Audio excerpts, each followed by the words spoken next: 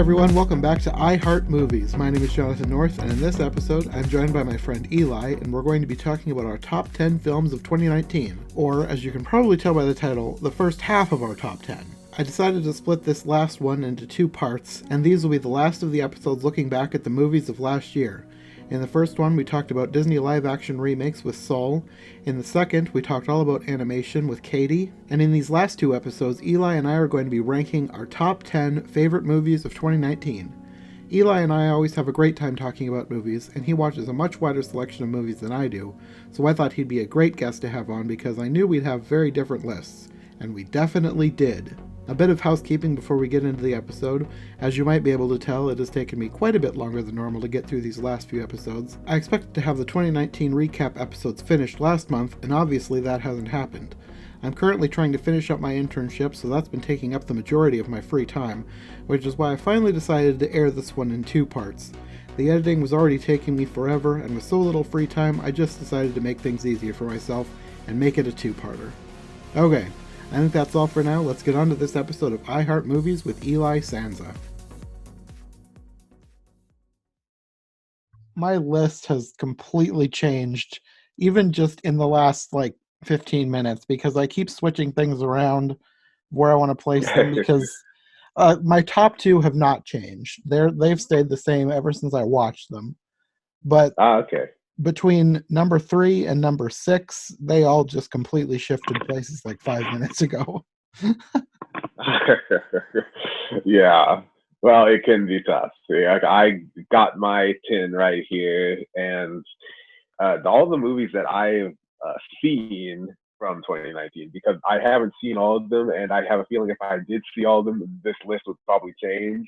But based on all the movies that I actually watched, these are my 10 favorites.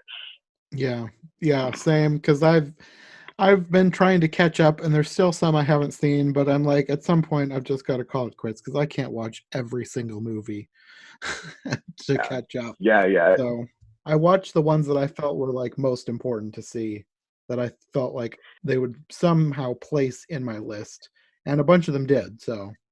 Yeah, same for me. I these all the movies that I have on my list are basically all the ones that I had a feeling I was going to like before I even watched them. Mm-hmm. So these are very much me types of movies. But there's a chance that maybe we can convince somebody to watch some of these things we've chosen if they haven't before. Mm-hmm. Well, that's kind of what I want to do first. I have a choice that's not part of my top 10 that I couldn't decide if I should include it or not because it technically is not a 2019 film. It was officially released in 2018, but it got a wide release in 2019, but not wide enough that it ever came anywhere near me. But I finally got a chance to watch it last night, and I really liked it, so I wanted to talk about it. So before we even begin, I wanted to mention this one film. It's called Fast Color. Have you seen that one? That's because I have not seen this. Okay, it's really good. It's sort of a superhero movie, but in a completely different way. It's sort of I don't want to say post-apocalyptic because it's not really post-apocalyptic, but it takes place in the future where something has happened and basically the Midwest is a desert. So it's sort of post-apocalyptic. Like everybody has to buy water because there's no way to get water right now. Anyway, there's this family who, for the last few generations, the women in the family have been manifesting these powers where they can take things apart at a molecular level and put it all back together again. And then the person who's the main center of the story, she lost those powers when she started having seizures that became earthquakes. So this movie is her trying to move past a bad life that she left behind because she was a drug addict. And she comes home to her mother and daughter and basically is trying to turn her life around, but there's these people hunting for her. It's really good. It's a lot slower than most superhero movies, but I really enjoyed it, and they left it open for a sequel. So I'm really hoping we get a sequel. But I really recommend that one for people who like science fiction superhero movies. It's not the same as like Avengers or anything. It's not that kind of superhero movie, but it's really good in its own right. Yeah, they don't have like capes or anything. No, no, they're just normal people. Okay. Do you know if this is because I've never heard of this movie? Do you know if this is based on anything or if it's original? Um, I'm not sure. Let me look up the Wikipedia page. It looks like it was an original screenplay. Wow. A super like it's like a superhero sci-fi movie, but it's actually not based on a comic book. That's rare. Yeah, yeah. No, I'd heard about this back in 2018. I saw a brief synopsis. I was really interested, but like I said, it didn't get a wide release. It premiered at South by Southwest, I think, and that's the only place it Uh, was for like a year. And then it was distributed by a bigger company in early 2019. So that's when it got like the official theatrical release. So that's why I was kind of hesitant to like include it in a 2019 film because it's technically a 2018 film, but right. most people didn't see it till 2019 anyway. So either way, it was competing for the spot at number 10 on my list anyway. So that's why I really wanted to mention it. Oh, that's interesting because you must have if it was competing for a spot in the 10, you must have really liked it. Yeah, I did. See, well, I am a huge sci-fi and superhero fan, and I am going to seek this out now. So I'm glad that you brought that to my attention. Yeah, it's really good. It stars Gugu Mbatha-Raw, so I feel like this is sort of making up for her last sci-fi film that I saw, which was Ah, that yeah, Cloverfield movie, which wasn't yes, horrible, but it wasn't that great either. So yeah. I like this a lot better. I'm glad she's getting do-over because because the Cloverfield, the movie you're talking about is called the Cloverfield Paradox, Yeah. and yeah, like and I like her, but that movie, uh, well, I'm not gonna talk about that movie, but this new movie that she's in sounds really good. Yeah, it is. Definitely check it out. Yeah. Okay, let's get into our real top 10. Why don't you start? Okay. The movie I picked for number 10 of my favorites of all of 2019 is Marriage Story. Okay. Yes, directed by Noah Baumbach, starring Scarlett Johansson and Adam Driver as Nicole, an actress, and Charlie, a stage director, who are like spends the entire movie basically going through a lengthy and emotional divorce that involves like several lawyers and counselors and child custody battles and arguments, and it was like a really in-depth look at the crumbling of a marriage that I thought Hmm. really resonated emotionally, and I thought, and the reason why I liked it was because it really realistically captured like the pain of going through divorce, but also the subtlety of a relationship between two people that slowly deteriorates despite the fact that they both actually still care about each other. They don't really hate each other, but they both still like each other, but Hmm. they're both realizing that they're getting that thing out of the relationship. And so it's not like I hate you type of like movie. It's more like it's more subtle than that. Hmm. And you really feel empathetic towards both sides of the argument. It's not biased towards any of them. They both have good reasons to not like each other. And I thought that that was done very well. And it is on Netflix right now. So I watched it as soon as it became available. Yeah, I heard about that one. I've heard great things. I've also heard it's super depressing, so I decided that I didn't want to watch it. yeah, I don't blame you. Yeah, so like I have friends who say that they're not even going to give it a chance because it's like it's just from the premise alone, it's not their type of movie. Hmm. If you can handle that though, it's like one of the best dramas of the year. I'm just gonna say. Hmm. Oh, I don't doubt it. I just, Yeah. From the sounds of it, it really didn't sound like something that I would particularly enjoy. Yeah, and that's totally fine. My number 10 is probably about as far from that as you can get, but Yeah. it stars the same person, Oh, Star really? Wars Rise of Skywalker, Adam Driver. Ah, yes.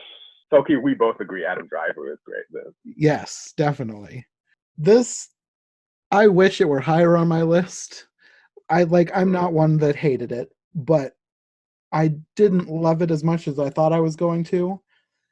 But at the end of the day, even though I have some problems with the film, it was still Star Wars. I still had a great time. I still really enjoyed it. So I had to include it. But like I yeah. said, Fast Color was really competing with that for that 10th spot because I really like sci-fi. They're both really good sci-fi movies. They're both completely different. So I decided to compromise and have Fast Color be sort of a bonus recommendation so I could talk about both. But Star Yeah. Wars Rise of Skywalker, I really liked it. I can see why people didn't like it, but at the end of the day, I'm a Star Wars fan, so I enjoyed it despite its flaws, which you can say that about most Star Wars movies. Yeah. Yeah, I'm a huge Star Wars fan, so like no matter what the movie is, I'm going to like it on some level just because I love that world that George Lucas created so much. Hmm. So I understand what you mean by saying, okay, well, yeah, it's got flaws, but you're saying that you're such a Star Wars fan that it just edged out Fast Color. Yeah, they're tied, but in completely different ways. Like it's really hard for me to rank them. Like like with most of these films, it's really hard for me to rank them because, like I said, numbers 3 through 6 completely changed 5 minutes before we started recording. So I'm Yeah, just I have yeah, my top favorites, and it's really hard for me to try and choose which one is better than the other one because there's so many subtleties about them that it's just hard. yeah. No, no, no. Yeah, you know what? If as long as we both like the movies on our lists, I think people will forgive. It's totally fine. Hmm. Okay, so what's your number 9 then? All right, my number 9 pick for favorite movie of 2019 is Booksmart, which was about Amy, played by Caitlin Dever, and Molly, played by Beanie Feldstein. Was I thought was really funny. Just the premise alone is pretty interesting because they feared that they wasted their entire high school year, like well their entire high school experience, focusing only on their academics.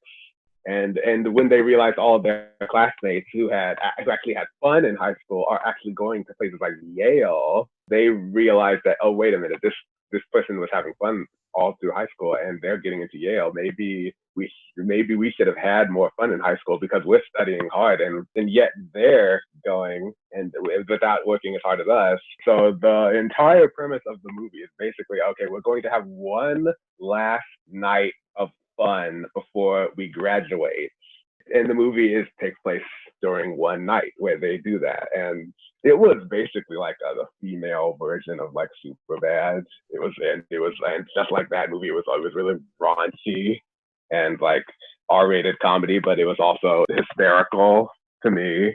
And I usually like movies that like take place within one day or one night. Usually those are kind of movies that are like really focused and like they just really focused on the characters and not so much on the plot, but like they're really character focused, and those are usually the best kinds of movies.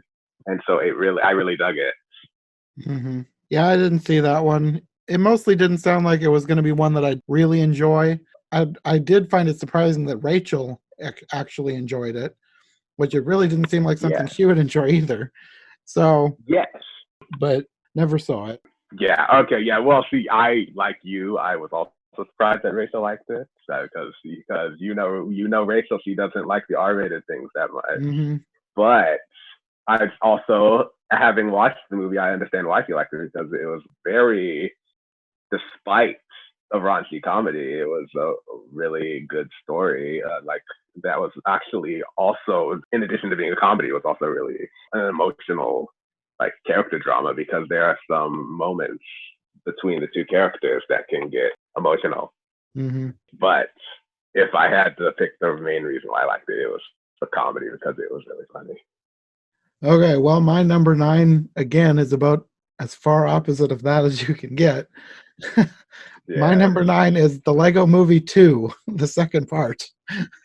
Ah, I liked that one. It didn't make my list, but I contemplated it. I totally agree that it's good though.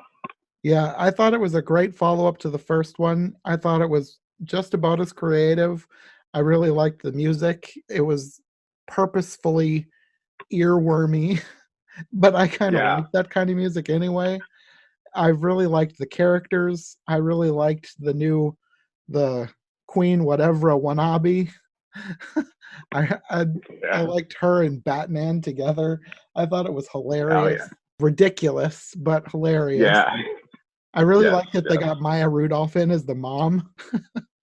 Yeah. Yeah. He's great. Yeah. Yeah, so I really liked that movie. I really recommend that one to pretty much anybody. If you like any Lego movie, then I think you're gonna like this one. Yes. And as a person who really enjoyed the Lego movie and the Lego Batman movie, I was already a fan of these movies before this. But this was a really good sequel, by the way, because it was Hmm. like it was really funny, but you might recall it was kind of not that successful at the box office. Yeah. Yeah, and even though I really liked it, I sort of understood why it wasn't successful, because like I could see maybe there's Lego fatigue possibly happening right now, but Probably. that's kind of unfair though, because it was really Hmm. well done, and I thought that the movie deserved much better with the public. Yeah. No, I can see why people were hesitant because I know the reception for the last Lego movies. The Lego Ninjago movie, Yeah. even that one I didn't really like. I enjoyed it, but not enough to add it to any favorites list. Just thought it was fun and kind of forgettable, but not horrible. Yeah, yeah, ditto. Okay, number 8. All right, number 8 on my list is Once Upon a Time in Hollywood by Quentin Tarantino. This was another. I don't mean to like go completely R-rated on my list, but this is another one that's pretty like adult oriented. Okay, Hmm. so it took place in 1969. It was about Rick Dalton, played by Leonardo DiCaprio, who was friends with his stunt double, Cliff Booth, played by Brad Pitt. And Rick Dalton is a veteran Hollywood actor and star of a 1950s Western TV show called Bounty Law. And basically, he fears that he's reaching the end of his career because he was a big star in the 50s. And now that it's 1969, he's fearing he's becoming irrelevant. And so he travels to Italy to make spaghetti westerns, like the kinds that Clint Eastwood used to make with like The Good, the Bad, and the Ugly, to keep his career going. And there's some Charles Manson references here, because the Manson family actually appears in this movie, and they move next door to Brad Pitt's character. And in addition to the complications that Rick Dalton was going through, the Charles Manson family cult that's moving next door also complicates their lives. And I'm not going to go into it because it's a crazy movie that you need to watch and not hear me explain. But it was really crazy, and classic Quentin Tarantino fashion is really violent and really insane. But most importantly, the reason why I liked it is because it took place in 1969, and it felt like an homage to that era of like the last remaining moments of Hollywood's golden age before it completely changed in the 70s and stuff Hmm. like that. So I thought it was a nice homage for like movie aficionados, of which I am one of them. Yeah, that's another one that I never saw. Really didn't sound like my kind of movie because of the violence. The more violent or graphic something gets, the less likely I am to see it. But I have heard really good things about it. Yeah, well, yeah, it just got nominated for Best Picture at the Hmm. Oscars.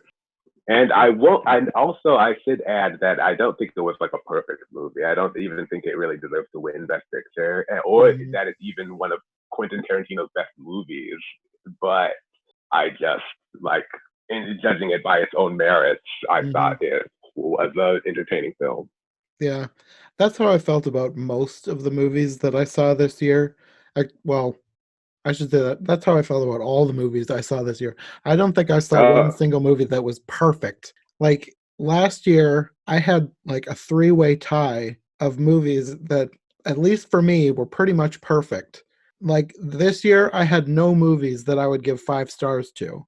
They came close, but it just felt like 2019 was not the greatest for movies. I don't know. There was a lot of good movies, but I didn't think there were any that were great.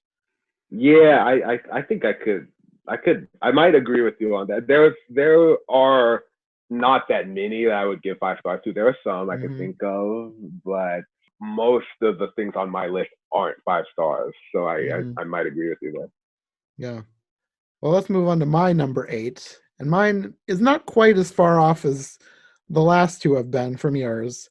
Mine is Knives Out, which was Ah, slightly violent, but not nearly as much as like an R-rated violent movie.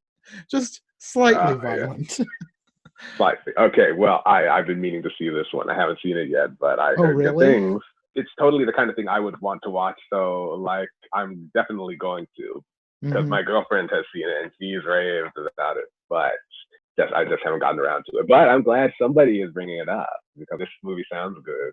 Yeah, I just watched it a couple nights ago. It's been out for a while, but I didn't get to the theater to see it when it first came out because I was back home for the holidays, so I never got a chance to watch it. But when I got back to Ames, it was still here, so I made it a priority to get out and see it before it left. So I finally got to see it the other Ah, night. I really enjoyed it. good. How would you describe it? Basically, it's a murder mystery. It's sort of in the vein of like a classic, I guess maybe like Agatha Christie or something. Like everybody's being interrogated. The detective is trying to figure out motive and what even happened that night and figure out who killed this guy or if he was killed because it's set up like it might have been a suicide. There's just a not crazy cast of characters, but like an interesting cast of characters, and up until the big reveal, I did not know where it was going to go. And then it kept revealing more things that surprised me. Like, it was really well written, really well crafted. I really enjoyed the movie. It's one of those things that is best to just go in blind because I had no idea what to expect with this movie. I pretty much read nothing about it other than the fact that it was getting great reviews. And I'm really glad I did because it's one of those things that just, I was on the edge of my seat the whole time. Yeah, this is why I'm so interested in it because everyone I heard who talks about this movie says that it is a really well written and you are very likely going to be surprised because a lot of people did not see where the story was going. Hmm. Yeah, it was Yeah. really well thought out, really well written. I really liked it. Okay. Well, then don't talk about it anymore because I want to go in completely. I want to go in completely blind. Yeah, that's the best way to see this is go in blind. Okay, well then let's move on to number seven. All right. Number 7 is the movie Us, directed by Jordan Peele. Okay. This was a really interesting movie. This is actually this. There's a debate between me and most of my friends about this because so I know some people who didn't like this movie, but I not only do I disagree with them, I thought this was like 5 star worthy good.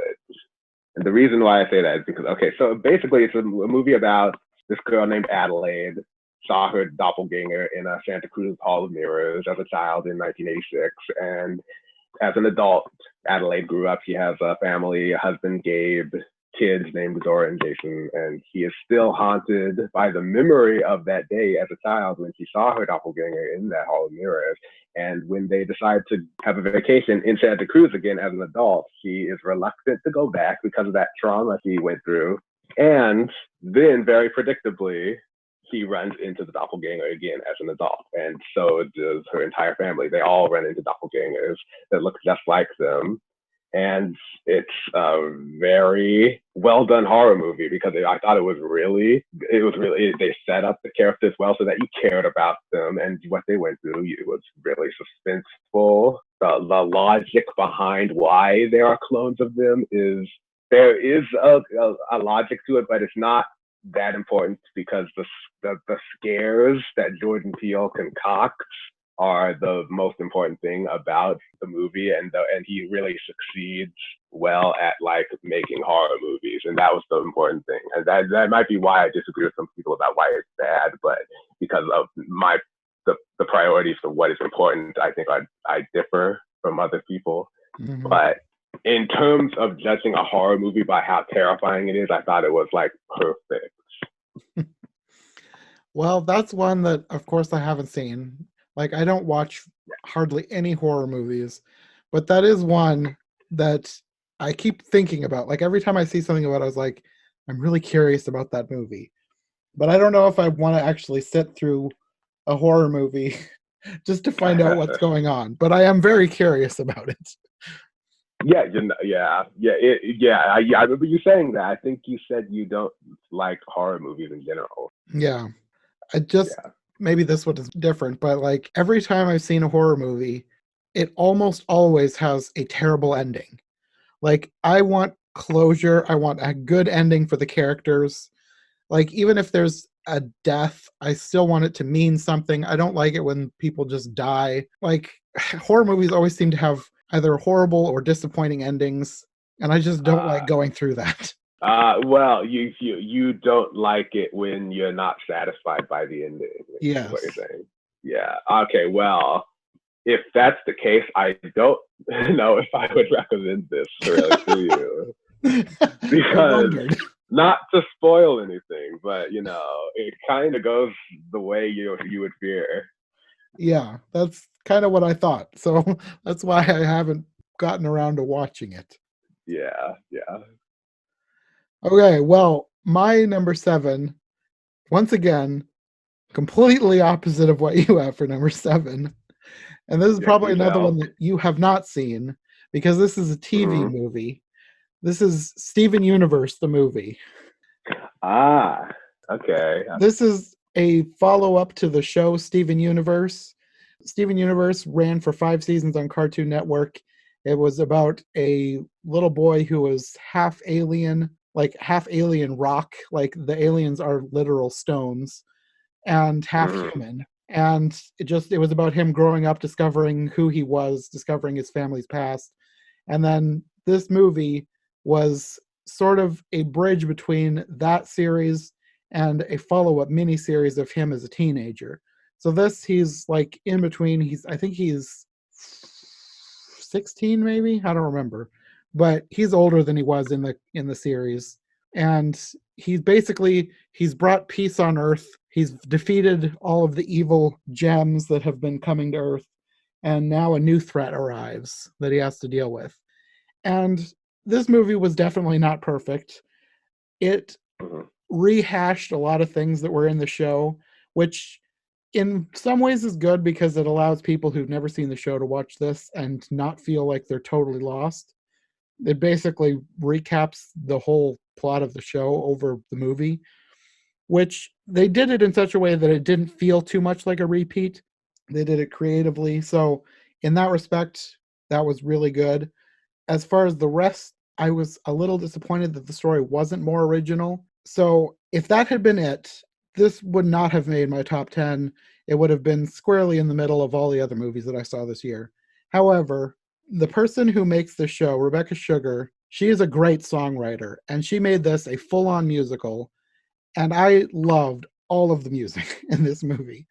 Like, it was going through my head for days afterwards. I loved the music for this movie. It completely saved everything that I thought was maybe slightly disappointing about the movie. It negated all that. I loved it because of the music, and that reason alone is why I had to include it in my top 10.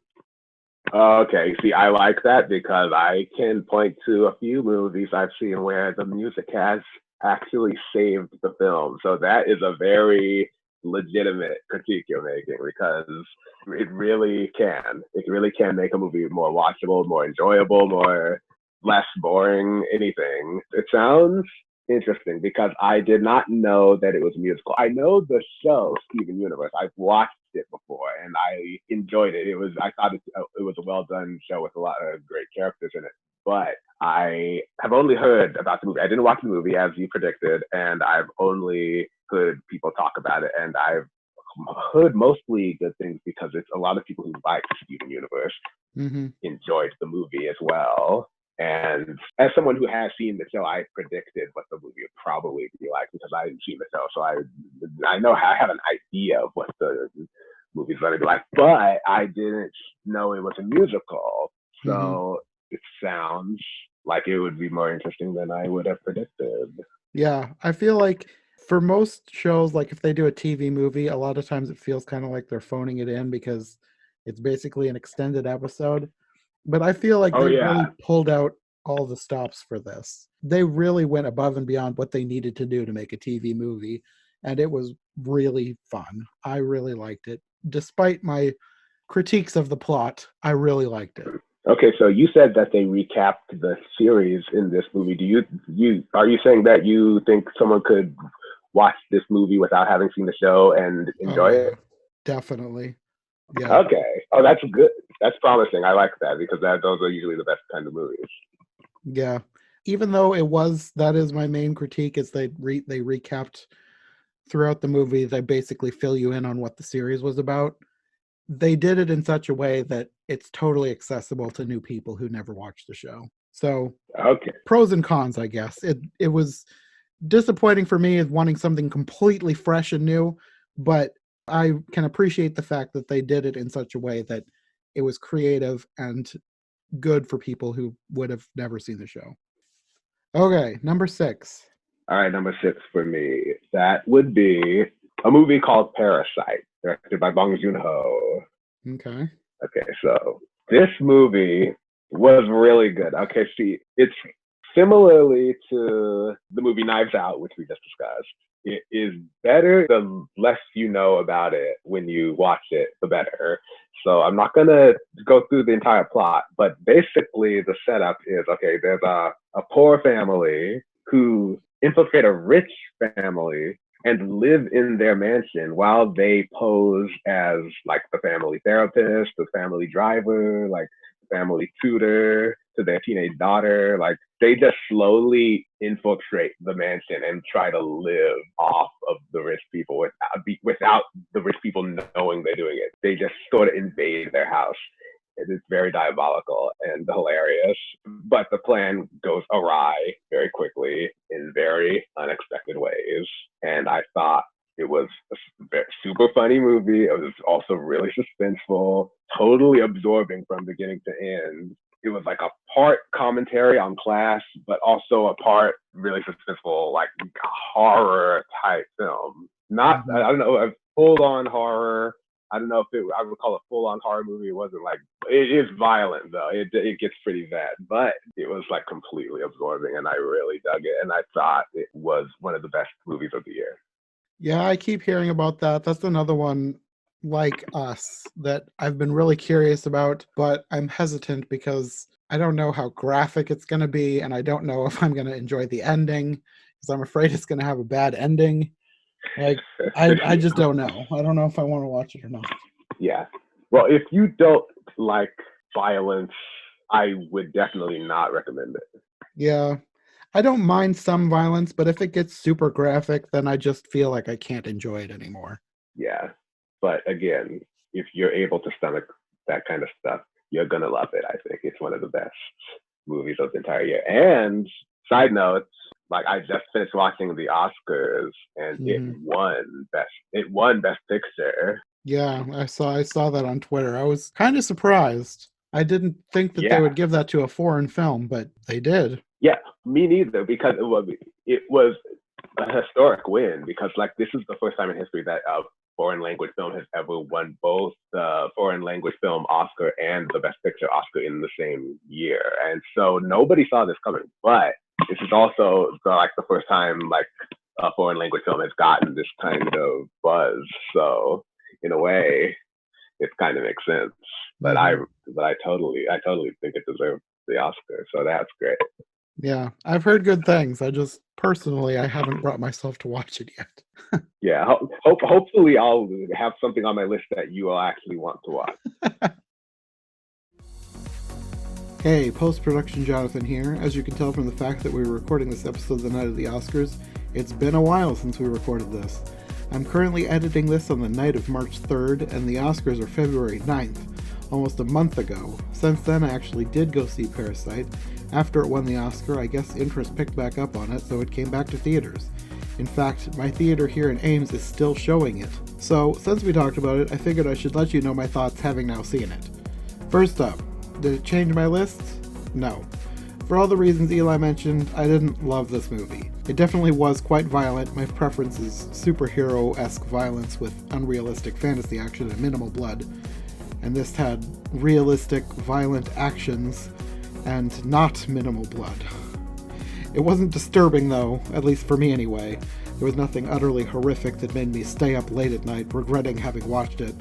So I guess that's a plus. Anyway, aside from the violence in adult situations, I definitely could see what all the fuss was about. This movie was gorgeously shot, the music was great, the acting was phenomenal, and it kept me on the edge of my seat the entire time. From a writing and filmmaking standpoint, it was amazing. And like I suspected, it did not have a happy ending. But because there were no characters that I really loved, I guess that didn't really bother me. The main family were all kind of terrible people, so I didn't think they deserved a happy ending. So anyway, would I recommend this movie? Maybe? If you're okay with violence, language, adult situations, etc., I think it's worth checking out for adults.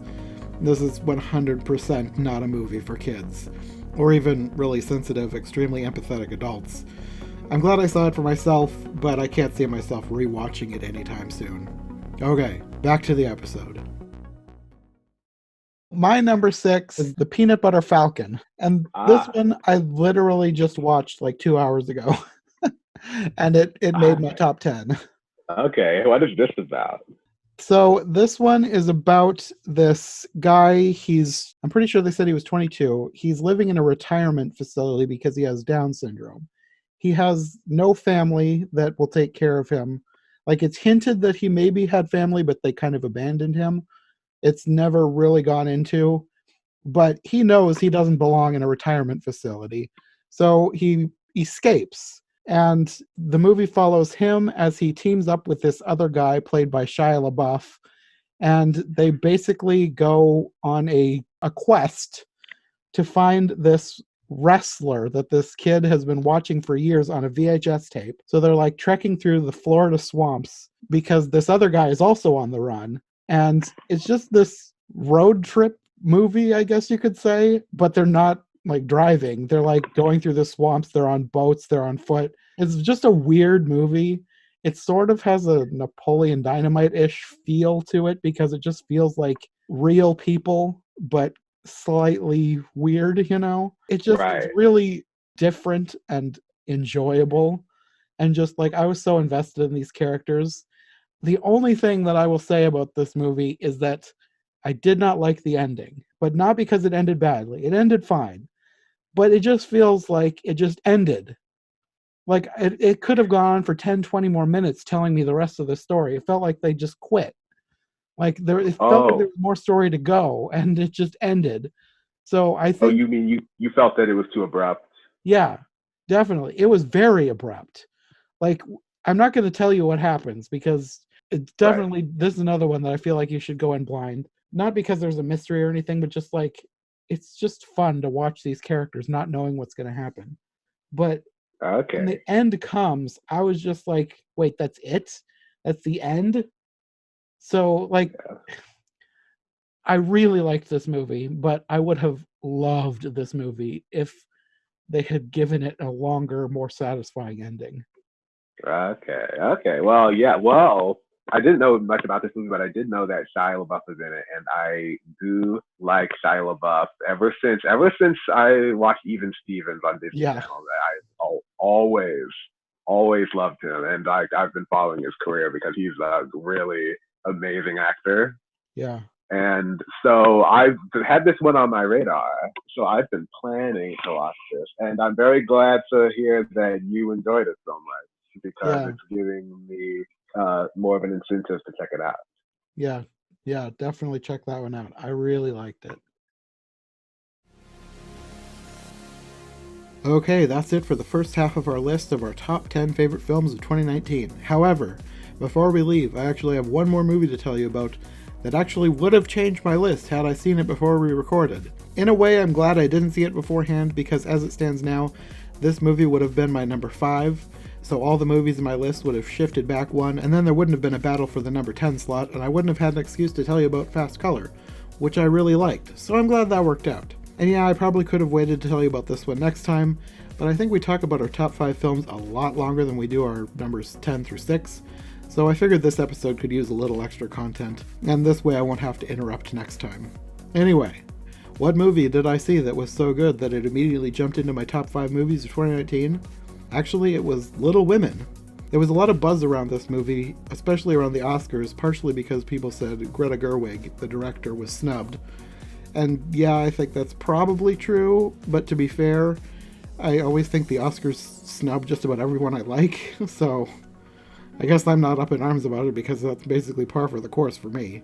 And plus, Bong Joon-ho won anyway for Parasite, and I hate to say it, even though I love Little Women way more than Parasite, even if she had been nominated, I think I probably would have given the Best Director Oscar to him anyway. Her work was amazing, but with the way that film was shot, it was slightly more amazing. Sorry, Greta, I loved your work anyway. There was also a lot of people talking about this movie before it was released, because this was 2 years in a row that there was a mainstream, theatrically released adaptation of Little Women, and the 2018 version was apparently terrible. I can't say I never saw it, but I did see this one, and I have to say, the hype is real. It was a great film. And I will say, I'm not super familiar with the source material. I definitely read Little Women. I read the whole trilogy as a kid, but that was so long ago. The only thing I really remembered was that someone died. So half the movie I was trying to brace myself for somebody dying and trying to remember which person was going to be dead by the end. But then as the movie went on, I remembered more and more. And I appreciated how much they must have been sticking to the book, because I was remembering so many things that I thought I had long forgotten. And I could be wrong, like I said, it's been ages. But I will probably revisit this sometime in the future, like doing a whole series on Little Women, so we'll see then how it holds up. And this one was also told in a slightly unconventional way, as the movie starts with Jo in New York, trying to become a writer, and we see her and her sisters grow up through flashbacks. And normally this could easily be a gimmick, but I think they did a great job making it seem really natural. They wove the two halves of the story together really well. Anyway, if you're a fan of Little Women, period pieces, or just want a good, clean family film to watch, then I definitely recommend Little Women. It was so good and well worth a watch for just about anybody. Okay, I think that does it for this episode. Like I said, Eli and I will be back next time to finish off our list with our top 5 films of 2019. We'll see you then. Thanks for listening.